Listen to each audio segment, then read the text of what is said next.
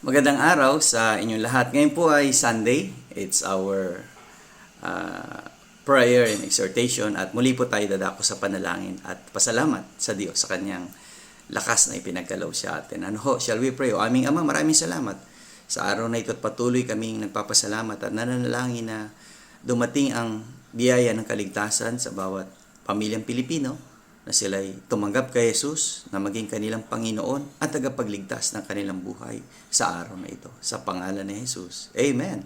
Well, patuloy nating pinapanalangin na ang bawat pamilyang Pilipino ay magkaroon ng relasyon sa ating Panginoong Kristo. At ipagpapatuloy naman natin strong exhortation from the book of Ephesians chapter 6 and verse 18. Ayon.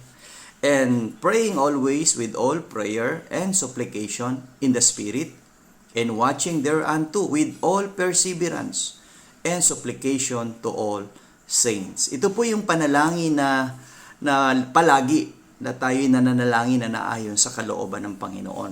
At nabanggit ko nga kahapon na ang ating Panginoong Kristo ay nagbigay ng kanyang model prayer, yung mga mahalagang bahagi ng pagpapatnubay sa ating panalangin mula sa huwaran ng ating Panginoong Kristo. Ito po ay makikita sa Matthew 6:9-13.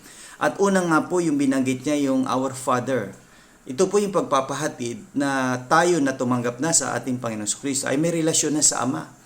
Relasyon na kung saan ay binagkalooban tayo na maging kanyang anak habang tayo ay nabubuhay. At sa kanyang pagiging magulang, ama natin at tayo yung kanyang pagiging anak, ay may mga pamantayan tayong dapat sundin. Una, tayo ay sumunod sa kanyang kalooban.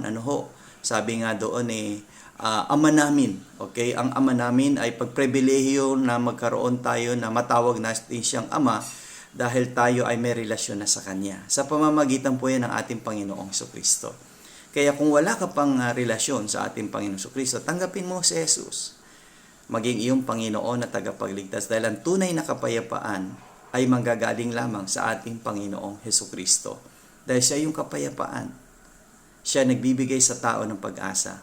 Siya nagbibigay sa atin ng tunay na peace of mind. Kung wala kang peace of mind, tanggapin mo si Hesukristo. At lahat ng klase ng kapayapaan. Sabi pa nga doon na nasa langit, Our Father which art in heaven. Ito yung tinatanggap natin ng kanyang pagiging Panginoon ng ating buhay. Dahil kinakailangan meron tayong Panginoon, si Jesus, ang tagapagligtas. At ang ating Panginoong Kristo ay naging tagapagligtas natin. Kaya tanggapin natin yan, panghawakan natin, isabuhay natin habang tayo ay nabubuhay pa. Okay? Ipagpapatuloy pa natin ito bukas. Mahaba-haba pa to. See you again tomorrow and let us all support Strong Family Program Exhortation every day.